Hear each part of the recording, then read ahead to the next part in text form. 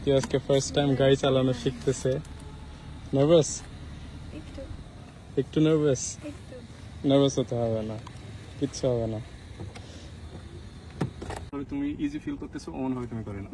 আর একটু যদি উপরে দেখতে চাও তাহলে এটা তুলে নাও। এই বাটনটা এমন না এমন ভাবে উপরে তুললে উঠে যাবে। আরো তুলতে পারো তাহলে। ওকে, সো ফার্স্ট আমরা হচ্ছে সিট বেল্ট পরে নিব। তুমি পরে নিছো এমন ভাবে কি তুমি কমফর্ট নাকি সিটটা একটু নিতে চাও? না ঠিক আছে। আচ্ছা ঠিক আছে। সো প্রথমে কি করতে হবে? দিয়ে তারপরে পার্কিংটা উঠাতে হবে। পার্কিং ব্রেক নামাইতে হবে, উঠাইতে হবে না, উঠালে তো ব্রেক হবে।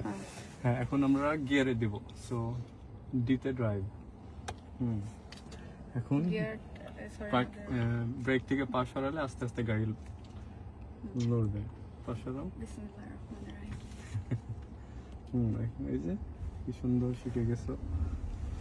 এখন অ্যাক্সেলারেটর চাপ দাও। ওকে, তুমি হচ্ছে তাহলে ডাইনে ঘুরো, গাড়ি একদম ঘুরাও দেখি। এই যে আমাকে গাড়ি চালানো শেখানোর যে আত্মকাহিনীটা আপনারা দেখলেন এতক্ষণ ধরে, এটা যদি পুরোটা দেখতেন তাহলে বুঝতে পারতেন ঠেলার নাম বাবাজি কাকে বলে। আমি 100% শিওর আপনারা বলতেন ভাই একটা ট্রেনারের কাছ থেকে শেখা অনেক ভালো পার্টনারের কাছ থেকে ছাড়া। একটু ভুল করলে ট্রেনার তো আপনাকে ধমক দিতে দুইবার ভাববে, কিন্তু পার্টনার কখনো ছাড় দিবে না। যাই হোক, তবে এই ঝাড়ি খেতে খেতেই প্রথম দিনে আমাকে মেন রোডে উঠানো হয়। খুব তাড়াতাড়ি আমার প্রিয় মানুষটা আমাকে ছেড়ে দেশ ছেড়ে চলে যাচ্ছে অনেক দূরে। সে যায় আমি যেন নিজের উপর আত্মনির্ভরশীল হই, তাই জোর করে করে আমাকে গাড়ি ড্রাইভ শেখাচ্ছে। আমি বলেছিলাম দরকার নেই, যতটুকু প্রয়োজন ড্রাইভার রেখে দিব, বাট তার ইচ্ছা আমি নিজে যেন নিজের গাড়ি চালাই। ঠিক তার মতো করে যদি আমাদের আশেপাশে কিছু মানুষ তার পার্টনারের জন্য এইভাবে চিন্তা ভাবনা করতো, তার পার্টনারের পাশে থাকতো, সাপোর্ট করতো, তাহলে জীবনটা কখনোই কষ্টের বা হেরে যাওয়ার মতো হতো না। কিছু মানুষের চিন্তা ভাবনা তো এমন, লাইফ পার্টনার মানে বা ঘরের বউ মানেই ঘরের 4 দেয়ালের মধ্যে বন্দি থাকবে, তাদের নিজস্ব কোনো স্বাধীনতা থাকবে না, যা বলবে তাই শুনবে। এটাই তো মেয়েদের জীবন, তাই না? প্লিজ এইরকম চিন্তা ভাবনা নিয়ে যারাই থাকবেন তারা নিজেরাও কখনো সুখী হতে পারবেন না, নিজের পার্টনারকেও কখনো সুখী করতে পারবেন না। টাকা পয়সা সোনা দানা এই সব কিছু দিলেই যে বউ সুখী হবে,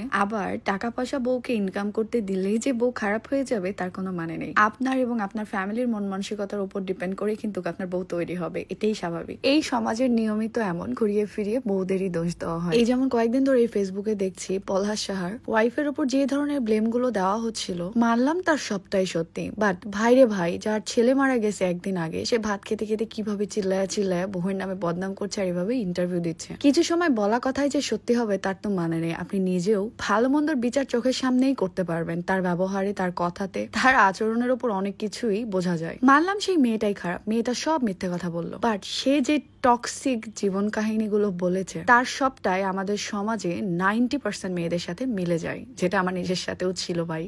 একটা ঘটনা একটা টক্সিক টাইপ ছিল আমার নিজের লাইফে। সো পলাশের বউ যদি মিথ্যে বলেও থাকে, তবু এই সমাজের বাকি মেয়েরা হয়তো মুখ খুলতে পারতেছে না, বলতে পারতেছে না, তার মানে এই না এরকম টক্সিক শাশুড়ি মায়েদের জন্য কত মেয়ের যে জীবনের সংসার ভেঙেছে তার কোনো হিসাব নেই। একটা জিনিসটা মাথায় রাখতে হবে, ছেলের বউকে ভালো রাখলে আপনার ছেলেও ভালো থাকবে। ছেলেকে ভালোবাসলে এতটুকু তো স্যাক্রিফাইস করতেই পারেন। পরের মেয়েকে নিজের মেয়ে করে ভালোবেসে কাছে রাখতে যদি আপনার কাছে কঠিন কাজ হয়ে যায়, তাহলে তো সেই মেয়েটাও আপনাকে নিজের মা ভেবে সবকিছু মেনে নিয়ে সহ্য করাটাও অনেক কঠিন হয়ে যায়, তাই না?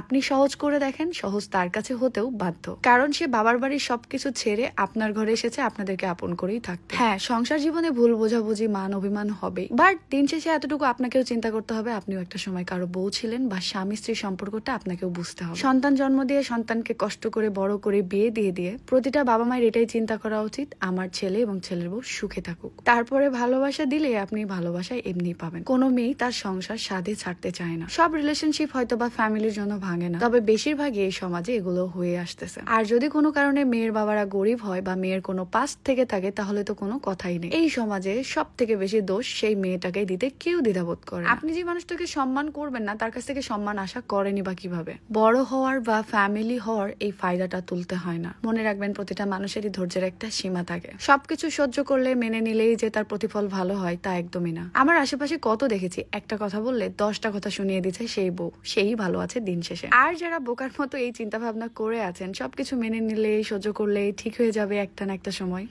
ঠিক তো হয় পলাশ সাহার মতো, আর নয়তো রেমির মতো, অ্যাট লাস্ট হয়তো আমার মতো। ভাইরে ভাই, বাস্তবতা খুব কাছ থেকে দেখে এসেছি। হেরে গিয়ে কাউকে জিতিয়েও দেখেছি, সেও হেরে গেছে দিন শেষে। সবকিছু নিয়ে এত বড়াই করা বা এত জিত করা ভালো না। ভালো কোনো কিছু পাওয়ার আশায় খেয়াল করে দেখবেন ডায়মন্ডে হারায় ফেলছেন। যাই হোক, হয়তো অনেক গভীর কথা বলে ফেললাম। কোনো ভুল যদি করে থাকলে সবাই ক্ষমা দৃষ্টিতে দেখবেন। কাউকে কষ্ট দিয়ে কোনো কথা বলিনি, বাস্তবতা জাস্ট কিছু তুলে ধরলাম আপনাদের কাছে। তো আজকের ভিডিও এই পর্যন্তই। সবাই ভালো থাকবেন, সুস্থ থাকবেন, আল্লাহ হাফেজ।